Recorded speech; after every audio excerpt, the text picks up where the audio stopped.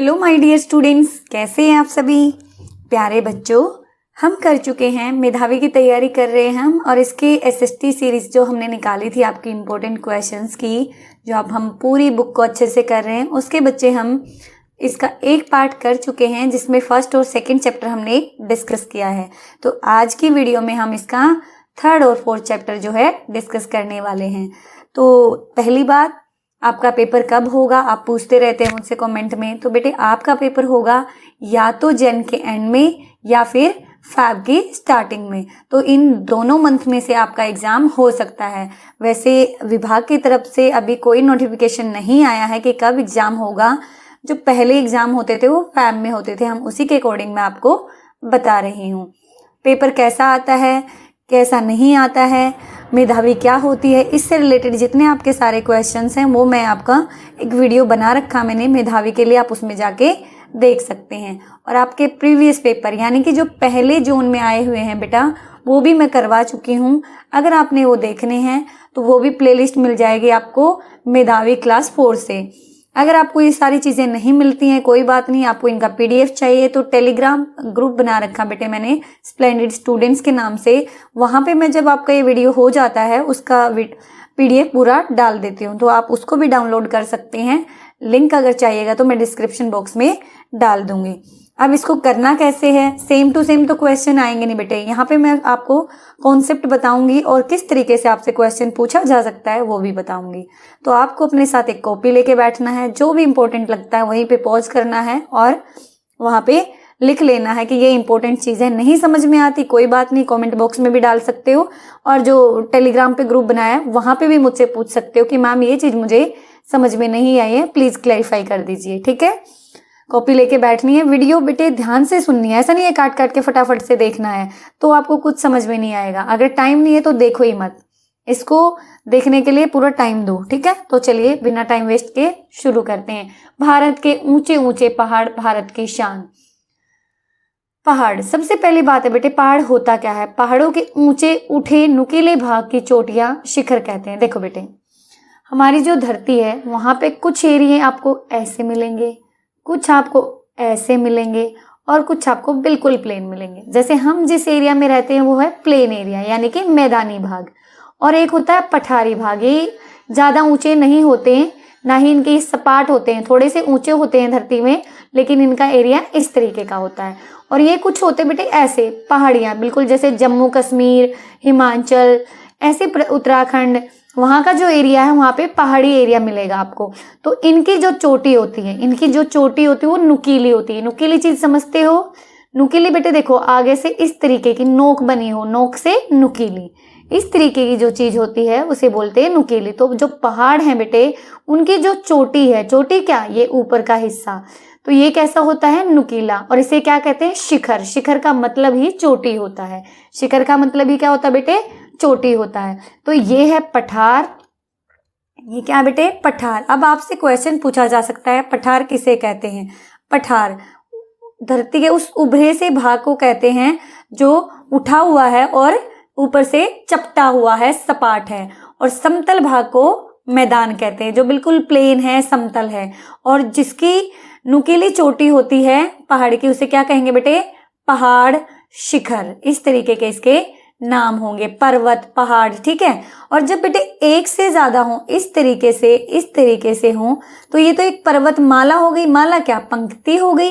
तो इसको क्या बोलेंगे? पर्वतमाला। क्या बोलेंगे प्यारे बच्चों इसको?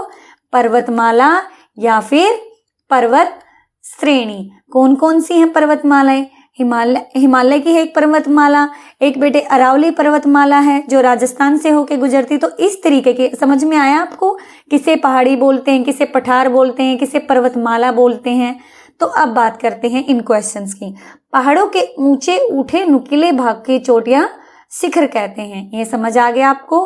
हिमालय पर्वतमाला की अधिकांश चोटियां पंक्ति में है, पंक्ति यानी कि लाइन में है, इन्हें पर्वतमाला या पर्वत श्रेणी कहते हैं। ये समझ में आ गया बेटे? इसी तरीके से अगर माला बनी है यानी कि लाइन में है तो उसे क्या कहेंगे प्यारे बच्चों? पर्वतमाला। हिमालय पर्वत में सबसे ऊंची चोटी को एवरेस्ट कहते हैं। हिमालय पर्वत की जो सबसे ऊंची चोटी है उसका नाम क्या बेटे? Mount Everest. क्या नाम है? माउंट एवरेस्ट, माउंट एवरेस्ट, इसको याद रखना, ये पेपर में आता है। ये आता है कि हिमालय की सबसे ऊंची चोटी का नाम क्या है? Mount Everest. क्या नाम है बेटे? माउंट एवरेस्ट नाम है। याद रख लेंगे इसको। हाँ जी मैम, याद रख लेंगे। पृथ्वी की सबसे ऊंची चोटी कौन सी है? Mount Everest.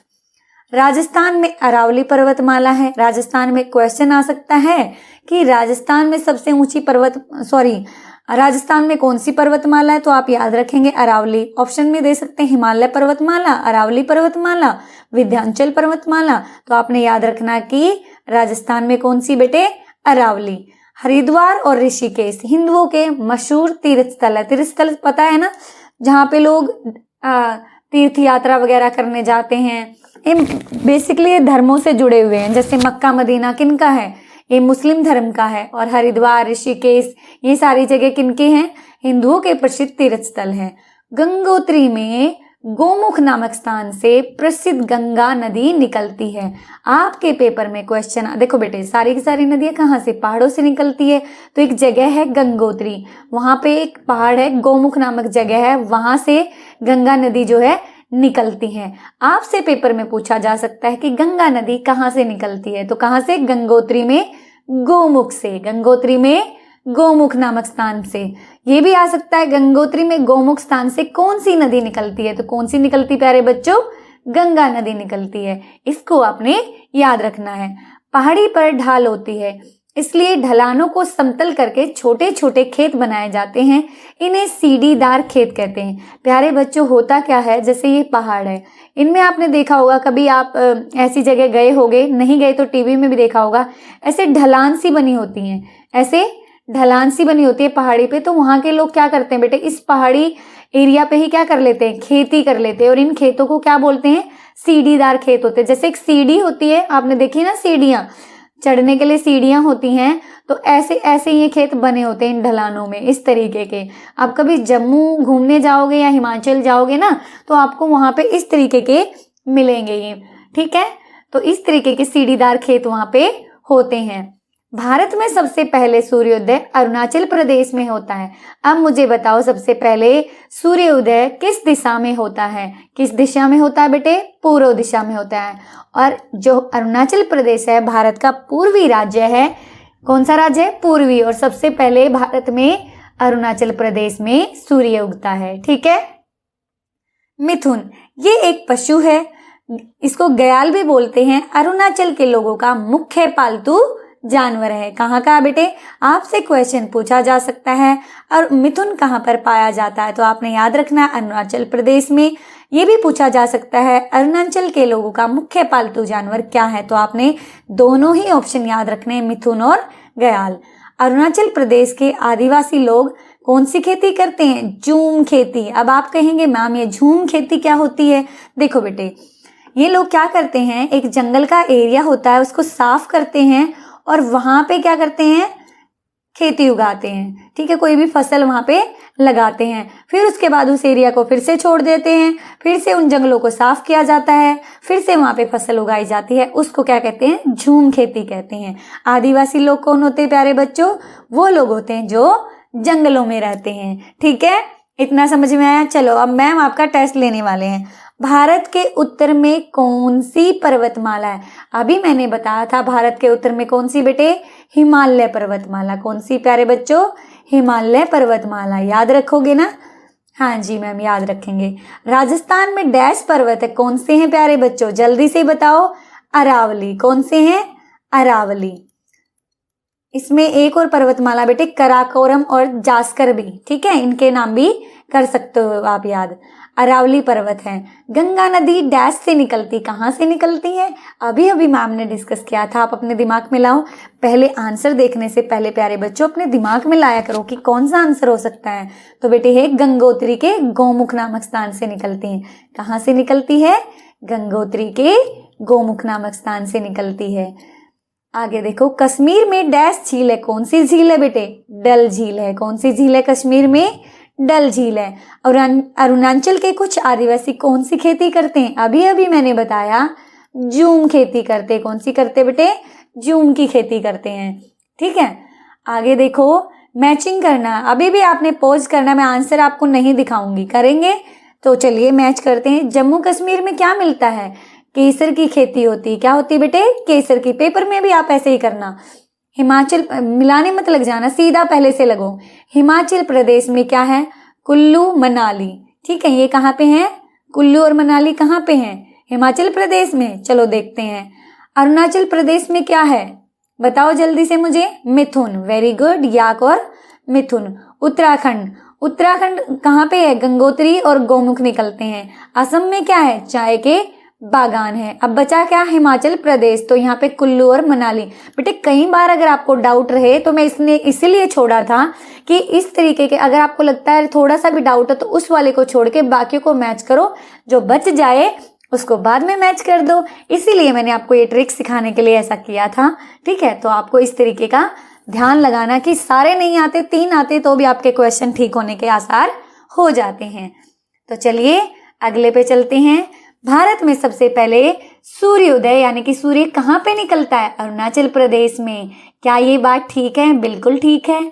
अरुणाचल प्रदेश में बारिश बहुत कम होती है। नहीं बेटे, वहां पे बहुत ज्यादा बारिश होती है। ये स्टेटमेंट बिल्कुल गलत है। पश्चिमी घाट पर्वत पूर्वी घाट के पर्वत से ऊंचे हैं। आपको पश्चिमी घाट और पूर्वी घाट पता है क्या है?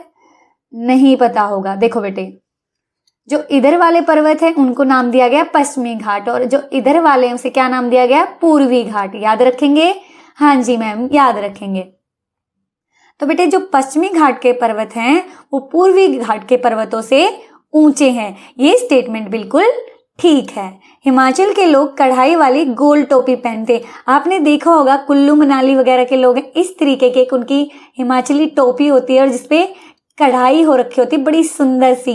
कभी मौका मिले तो उसे जरूर पहनना, बड़ी अच्छी लगती है। तो ये बिल्कुल ठीक स्टेटमेंट है। फिरन उत्तराखंड के लोग पहनते हैं। नहीं प्यारे बच्चों, ये आपके पेपर में आए हुए हैं। ये वाला क्वेश्चन भी आया है, ये वाला भी आया है और ये वाला भी आया है। फिरन कश्मीर के लोग पहनते हैं। उत्तराखंड का आप फिरन समझते हो?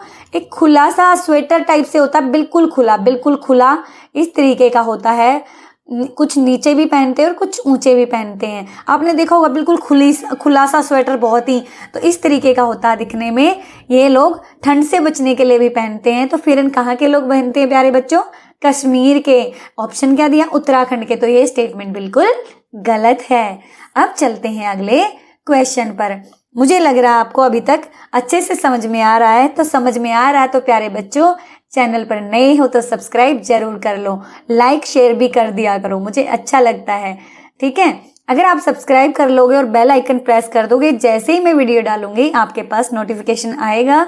ठीक है, अब आपको तो अगली क्लास की भी तैयारी करनी है, तो जुड़े रहना बेटे। तो सब्सक्राइब कर लीजिए। अगले पे चलते हैं। निम्नलिखित प्रश्नों के उत्तर संक्षेप में दीजिए। आपको पता है इस निम्नलिखित का मतलब क्या होता है?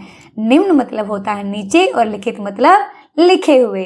संक्षेप का मतलब क्या होता है? ये मैं वैसे बता रही हूँ, आपको नॉलेज होना चाहिए कि कम शब्दों में। संक्षेप का मतलब होता है कम शब्दों में। और आपने कई जगह विस्तार शब्द भी लिखा देखा होगा। क्या लिखा देखा होगा? विस्तार। इसका मतलब प्यारे बच्चों होता है बिल्कुल खोल के बताओ। अरुणाचल प्रदेश के लोग बांस के खंभों पर घर क्यों बनाते हैं? यहाँ बारिश बहुत ज्यादा होती है, इसीलिए अरुणाचल प्रदेश के लोग क्या करते हैं बेटे? बांस के खंभों पर घर बनाते हैं। अब आपसे क्वेश्चन किया जाता है कि अरुणाचल प्रदेश के लोग किस चीज के खंभों पर अपना घर बनाते हैं? तो बांस के खंभों पर क्यों बनाते हैं? क्योंकि बारिश वहां पे ज्यादा होती है और बांस भी वहां पे काफी मात्रा में मिलता है। राजस्थान में कौन सी पर्वतमाला है? कौन सी पर्वतमाला है? अभी बताया था मैम ने, अरावली पर्वतमाला। बुग्याल किसे कहते हैं? गंगोत्री में थोड़े समय के लिए गर्मियों में जब बर्फ पिघलती है तो यहाँ घास और मौसमी फूलों की अनगिनत किस्में उग जाती हैं। इन्हें क्या कहते हैं? बुग्याल कहते हैं। या गंगोत्री, नंदा देवी, केदारनाथ जैसे राज्यों में पाए जाते हैं। बेटे ये वह एरिया होता है जहां पर क्या बर्फ पिघलने के बाद जब पानी नीचे की ओर आता है तो वहां पे क्या हो जाता है? मौसमी फूल खिल जाते हैं और उसी क्षेत्र को क्या कह देते हैं? बुग्याल कह देते हैं। कश्मीर में उगने वाले प्रमुख 4 वृक्षों के नाम बताओ, जल्दी से बताओ। खुमानी भी है, सेब भी है, चिनार, शहजार, फर, देवदार। ये आपको याद करने पड़ेंगे। ये वो वृक्ष है जो ठंडे इलाकों में होते हैं। पहाड़ी भागों पर खेती किस तरीके से होती है? कैसे होती बेटे? सीढ़ीदार। मैंने अभी आपको बताया था सीढ़ीदार खेत कौन से होते हैं। अरुणाचल प्रदेश के लोग बांस से बनी वस्तुओं का अधिक प्रयोग क्यों करते हैं? क्योंकि वहां पे बहुत ही अधिक मात्रा में बांस उगता है, तो इसलिए वहां के लोग क्या करते हैं? बांस का प्रयोग ज्यादा करते हैं। अब अगले पे चलते हैं। हिमालय की सबसे ऊंची चोटी का नाम आप बताओ क्या है? Mount Everest. गौमुख से कौन सी नदी निकलती है? गंगा नदी। सेब की खेती मुख्य रूप से कौन से राज्य में होती है? मुख्य रूप से वैसे तो कश्मीर में भी होती है, लेकिन उन्होंने पूछा ज्यादातर कहाँ पे होती है? हिमाचल प्रदेश में। अरुणाचल प्रदेश के ग्रामीण आदिवासी कबीलों के नाम बताओ। आप कहेंगे मैम ये कबीले क्या होते हैं? जैसे हमारे यहाँ क्या होते हैं बेटे? गांव टाइप से होते हैं। मतलब गांव तो मैंने एक ही मान लो, ये एक एरिया है और यहाँ पे अलग अलग गांव में अलग अलग होते ना, कि ये उनका गोत्र ये है, इनका गोत्र ये है, इनका गोत्र ये है, अलग अलग गोत्र होता है। ऐसे ही अरुणाचल प्रदेश के जो गांव हैं वहां पे लोगों के कबीले हैं। ये कबीला हो गया, मान लो इस कबीले का नाम हो गया अपातानी, इस कबीले का नाम हो गया आदि, इसका हो गया वांचू। अलग अलग नाम है, ठीक है, अलग अलग कबीले। लोगों का मतलब कबीला मतलब एक तरीके से वैसे तो बेटे होता है परिवार, लेकिन बड़ा हो जाता है जैसे काफी सारे लोग मिलके रहते हैं, ठीक है। असम राज्य किस चीज के लिए प्रसिद्ध है? चाय के बागानों के लिए। ये बिल्कुल इंपॉर्टेंट क्वेश्चन है, आपसे क्वेश्चन पूछा जा सकता है। चाय के बागानों के लिए कौन सा राज्य प्रसिद्ध है? तो कौन सा प्यारे बच्चों? असम। सीढ़ीदार खेत किसे कहते हैं? देखो ये बहुत ही आसान क्वेश्चन है। पहाड़ों पर ढाल होती है, इसलिए ढलानों को समतल करके, समतल समझते हो बेटे? प्लेन। देखो एक तो उबड़ खाबड़ एरिया, एक बिल्कुल प्लेन एरिया, इसे कहेंगे समतल। ऐसे एरियो में क्या किया जाता है? पहाड़ का जो एरिया होता है उनको समतल करके और वहां पे क्या बना लिए जाते हैं? खेत बना लिए जाते हैं छोटे छोटे, और इन्हें ही सीढ़ीदार खेत कहते हैं। कभी मौका मिले तो जरूर देखना, मैंने तो देखे हुए हैं। भूमि कटाव को कैसे रोका जा सकता है? भूमि कटाव को रोकने के लिए हमें जंगलों को बचाना चाहिए। भूमि कटाव समझते हो बेटे? मिट्टी का एक जगह से उड़ के या बह के दूसरी जगह चले जाना, किसी भी जगह, तो उसे कहेंगे भूमि कटाव। तो इससे क्या करना चाहिए? हमें जंगलों को बचाना चाहिए। जंगलों को बचाएंगे तो क्या होगा? देखो पेड़ की जड़ है, वो मिट्टी को बांधे रखती है। हाँ जी मैम, रखती है। अगर मिट्टी बंधी होगी तो बेटे उड़ के नहीं जा सकेगी। तो इसीलिए भूमि को कटाने के लिए, अगर भूमि का कटाव रोकना है, इसको एक और नाम लिया जाता है मृदा अपरदन। मृदा अपरदन। अपरदन क्या होता है? मतलब वही एक जगह से दूसरी जगह जाती है। तो इसी तरीके से बच्चे इस पे अंकुश लगाया जा सकता है। मिथुन कहाँ के लोगों का पालतू जानवर? अभी मैंने बताया था आपको, अरुणाचल प्रदेश के। समझ में आया? हाँ जी मैम, समझ में आया। तो प्यारे बच्चों एक और कर ले। चलो नहीं थके हो तो एक और चैप्टर करते हैं। भारत की नदियां और उनके मैदान। अगर आपको अभी तक वीडियो अच्छा लग रहा है तो लाइक जरूर जल्दी से कर दो। आपका लाइक मुझे बड़ा अच्छा लगता है। मुझे अच्छा लगता है कि प्यारे बच्चों आपको समझ में आ रहा है। भारत की नदियां और उनके मैदान। नदियां कौन कौन सी हैं? मैदान कौन कौन से हैं? पर्वतमाला का अर्थ क्या होता है? बहुत सारे पहाड़ों की श्रृंखला। हिमालय का अर्थ क्या है?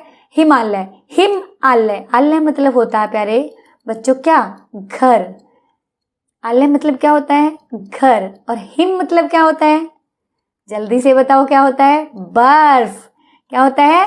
बर्फ जो होती है वो उसका मतलब होता है हिम। तो हिम आलय। आपका जैसे विद्यालय, विद्यालय, आलय क्या? विद्या का घर, आलय मतलब घर।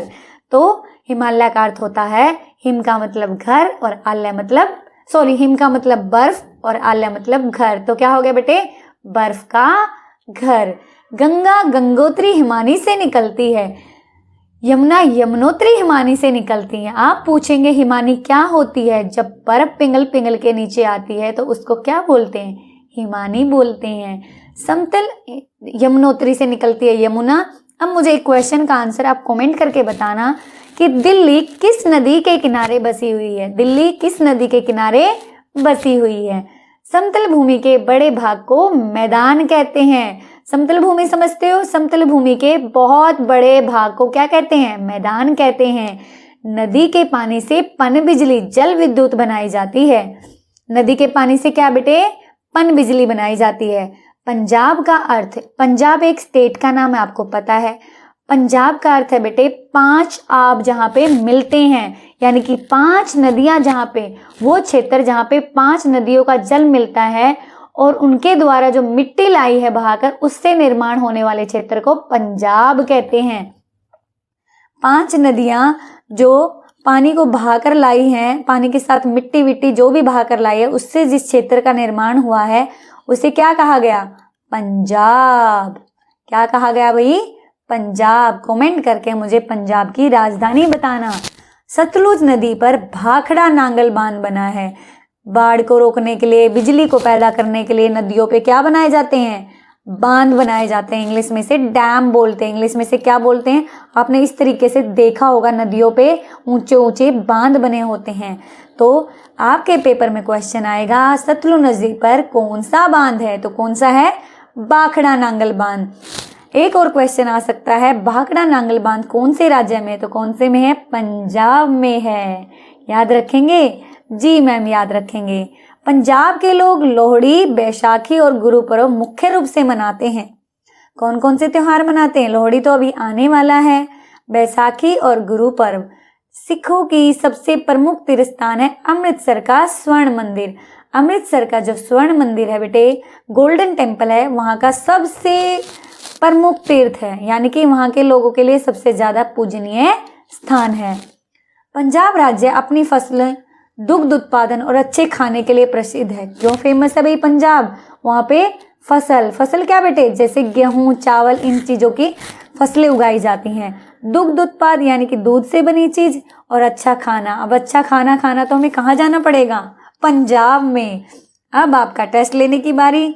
उत्तरी मैदान किन 2 नदियों से मिलकर बना? उत्तर के मैदान है जहाँ बेटे जैसे यूपी वाला एरिया, हरियाणा वाला एरिया और पंजाब वाला एरिया, ये कौन सी नदियों से बने हुए हैं? मेनली पूछा गया है कि उत्तर के मैदान है जो यूपी वाला, ये वाला एरिया है, ये कौन सी?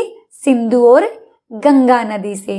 भाखड़ा नांगल बांध कौन सी नदी पर बना है? सतलुज नदी पर। स्वर्ण मंदिर कहाँ पे है? अमृतसर में। आपको ये याद होने चाहिए बेटे। अब हमारे पास इतना टाइम नहीं है कि मैं एक एक चीज आपको डिटेल में बताऊं, क्योंकि आपका एग्जाम आने वाला है। पहाड़ों से बर्फ पिघलने, आपकी टीचर ने भी क्लास में आपको पढ़ाया होगा, यहाँ पे आप बस रिवीजन के लिए हैं, फटाफट से आपका रिवीजन हो जाए। पहाड़ों से बर्फ पिघलने से डैश का जन्म होता है। जब बेटे देखो पहाड़ है, यहाँ से बर्फ पिघलेगी तो पानी बनेगा, पानी बनेगा तो किसका निर्माण होगा बेटे? नदी का। किसका होगा? नदी का।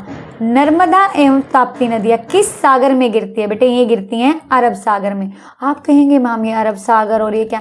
आपने कभी इंडिया का मैप देखा होगा? देखा है? तो इधर आपने देखा होगा कि अरब सागर का एरिया है और यहाँ पे बंगाल की खाड़ी है। कौन सी है बेटे?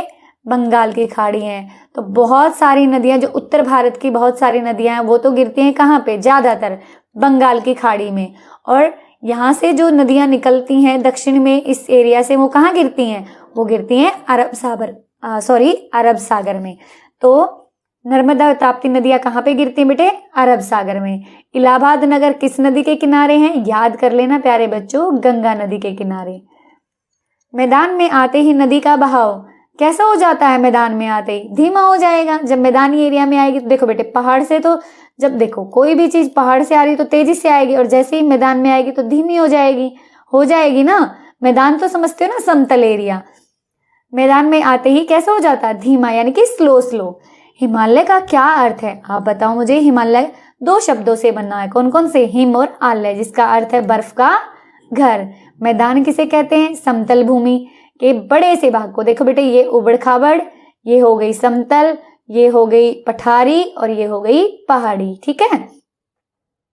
हिमानी किसे कहते हैं? पर्वत पर हमें जमी रहने वाली बर्फ नदी के रूप में जब नीचे आती है तो उसे क्या कहा जाता है? हिमानी। क्या कहा जाता है? हिमानी। पहाड़ किसे कहते हैं? पृथ्वी पर बहुत ऊंचे उठे भूभाग को क्या कहते हैं? पहाड़ कहते हैं। सभी नदियां हमारे लिए उपयोगी हैं। क्यों हैं? क्योंकि बेटे ये तो अपने साथ मिट्टी बहा के लाती हैं, जो खेती के लिए बहुत उपजाऊ होती हैं। इससे पानी बनाया जाता है और खेती की सिंचाई में भी इसका पानी यूज होता है, इसलिए हमारे लिए बहुत ही इम्पोर्टेंट हैं। अगला बेटे, 12मासी नदियाँ किन्हें कहते हैं? जिनमें 12 के 12 मास यानी कि 12 के 12 महीने पानी रहता है उन्हें क्या कहते हैं? 12मासी नदियाँ। जो बर्फ पिघलने के कारण निकलती हैं इसलिए उनमें हमेशा जल रहता है। मौसमी नदियाँ, ये बेटे बारिश के कारण ये नदियाँ होती हैं और जो पहाड़ों से निकलती हैं केवल वर्षा ऋतु में इनमें जल रहता है, इसलिए इनके क्या कहते हैं? मौसमी नदियाँ कहते हैं। मैदानों का निर्माण कैसे होता है? नदियों द्वारा बहाकर लाई गई मिट्टी के जमाव से क्या होता है? मैदानों का निर्माण होता है। बेटे देखो क्या होगा, नदियां जो होती हैं वो अपने साथ मिट्टी विट्टी बहा कर लाती हैं, तो एक जगह इकट्ठा होता रहता है, तो क्या हो गया? पहाड़ों का निर्माण हो गया। भांगड़ा और गिद्धा नृत्य किस राज्य के प्रमुख नृत्य हैं? ये याद कर लेना, पंजाब के हैं। पंजाब राज्य में अच्छी खेती क्यों होती है आप बताओ? एक तो बेटे वहां की जमीन जो है उपजाऊ है। क्यों उपजाऊ है? क्योंकि वहां पे 5 नदियां हैं और वो अच्छी मिट्टी अपने साथ बहा कर लाती है, और एक वो एरिया जो है वो समतल मैदानी क्षेत्र है। ठीक है, पंजाब का अर्थ बताओ। पंच आब, पंच मतलब 5, आब मतलब पानी, और इसका अर्थ क्या हो गया? 5 आब यानी कि 5 नदियों द्वारा लाया गया पानी और उससे उसकी मृदा के निर्माण से बनने वाला क्षेत्र पंजाब कहलाता है। गोदावरी नदी के किनारे कौन सा नगर है? कौन सा नगर है बेटे गोदावरी के किनारे? नासिक नगर है। भारत की कुछ नदियों के नाम बताओ, याद कर लेना कुछ नदियां। गंगा, यमुना, ब्रह्मपुत्र, कृष्णा नदी, गोदावरी नदी, सिंधु नदी, कावेरी नदी, ताप्ती नदी। तो प्यारे बच्चों, हमने 2 चैप्टर यहाँ पे डिस्कस कर लिए हैं। अगर आपको अच्छा लगा तो लाइक करना, दोस्तों के साथ शेयर करना, और चैनल पर नए हो तो सब्सक्राइब जरूर करना। ठीक है, मिलते हैं ऐसी वीडियो के साथ। कोई भी डाउट है तो मुझे टेलीग्राम ग्रुप में कमेंट बॉक्स में डाल देना, और जो मैंने 2 क्वेश्चन पूछे उनके आंसर जरूर देना। ठीक है, मिलते हैं अगली वीडियो में।